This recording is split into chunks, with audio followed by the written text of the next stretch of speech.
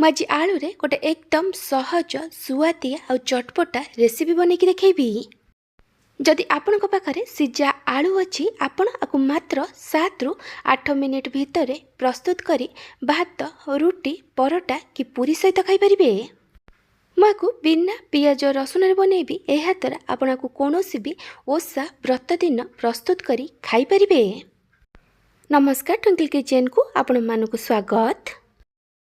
आलूर यही रेसिपी पाई मुझे दीटा बड़ साइज्र सिझा आलू नहीं मुझे आलूर ऊपर चोपा को छड़ेकी नहीं जाइए। आलूर क्वांटिटी आपण हिसाब से कम बेसी करें। मुझे आलू को टिके छोट छोट खंड करी काटिकी नहीं जाऊँगी। आपण आलू को छोट बड़ कौन भी सेप्र काटिकी नहीं पारे। मुझे कड़ाई रे किछि तेल दे गरम होगा रखी। तेल भलसे गरम हो गला परे आमे एथिरे काटिकी रखिथिबा आलू को देइतबा। तापरे आमे एथिरे 1/3 टेबल स्पून हळदी गुंड आ कलर पाई एथिरे काश्मीरी लंका गुंड पकईची। काश्मीरी लंका गुंड एटी ऑप्शनल अछि। आ जगह रे आपण राग लंका गुंड पकई परिबे। आपन को जेतिकी राग दरकार से अनुसार लंका गुंड पकईबे। एबे आमे एथिरे स्वाद अनुसार लूण पकईबा आ सब को भल से मिक्स करी आमे को मीडियम फ्लेम रे 3 रु 4 मिनिट पर्यंत भाजीबा। जेमती आलू टिके लाइट गोल्डन ब्राउन कलर रे फ्राई हे जिवो।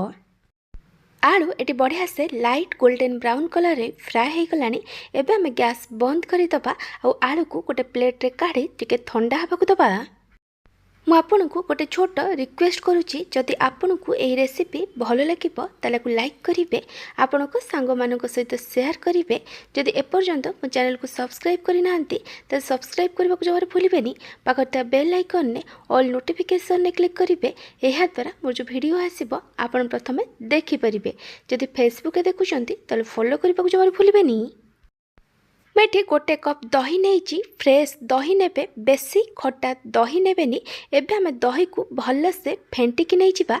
दहीर क्वांटिटी आपण हिसाब रे कम बेसी करि परिबे। मैं दही को भल से फेंटिकी नहीं जाइछि। तापरे मैं एथिरे हाफ कप पानी देइछि। एबे आमे सबू को आउ थरे भल से मिक्स करदबा। तापरे मु एथिरे आधा छोट चामच कला लूण पकईछि आ स्वाद अनुसार लूण पकईछि। आपण निहाती भाबे कला लूण देबे।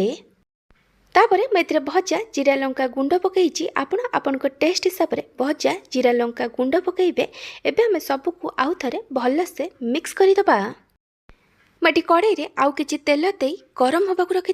तेल भलसे गरम होला परे मैं गोटे छोट चामच पंच फुटण पकईछि। गोटे सुखिला लंका देइछि। पंच फुटण जगार आपण जीरा नहीं पारिबे, किंतु पंच फुटण पकईले तार टेस्ट बहुत भल आसी थाए। पंच फुटण सुखिला लंका टिके भाजी हो गला परे मैं आधा इंच अदा को छोट छोट करी काटिकी देइछि। किछि भृसंग पत्र देइछि। 2टा कंचा लंका पकईछि आ 1/4 टेबल स्पून हेंगु देइछि। आपण चाहिए अदा को छेचिकी पकई परिबे।